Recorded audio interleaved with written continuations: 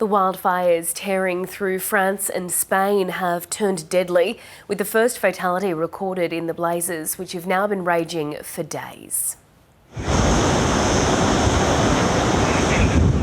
The man, believed to be in his 70s, was found in his car in the Spanish town of Manises near Valencia. The Spanish government has declared a national emergency as another massive fire encroaches on the capital, Madrid. We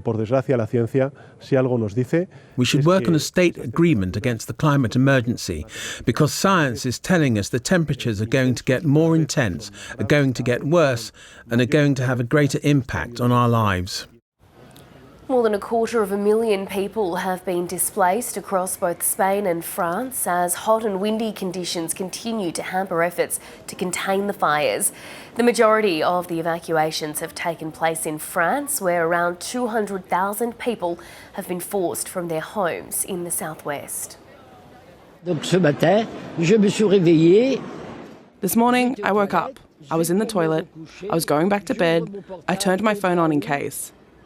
Do this. It was my daughter. And then I saw what all the other people were saying. I was like, what's all this commotion? My son called us saying he was coming to our house because they were evacuated. In the meantime, we also received a message saying we should leave.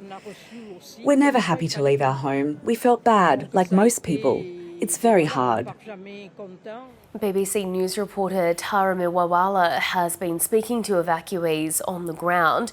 She says the disaster is presenting a major logistical challenge for authorities. Some of them will be moved from specific places where the fire is very near them, and then you get the wind transporting the fire, and then they have to be moved again. So there have been we've seen pictures of camps, sort of makeshift, that have been set up to house a lot of the people who've been displaced. The Prime Minister of France said that they had deployed healthcare, including masks. They've sent camp beds to some of these sites to house people, and ambulances on site because of people who need healthcare, and also people who are particularly vulnerable. The people that I've been speaking to are kind of, they're just preparing to evacuate for the third or fourth time, whether or not they have homes to go back to. It's a developing situation that the government is trying to respond to as quickly as possible. But in France, at least, the fires, they don't know how much worse it's going to get.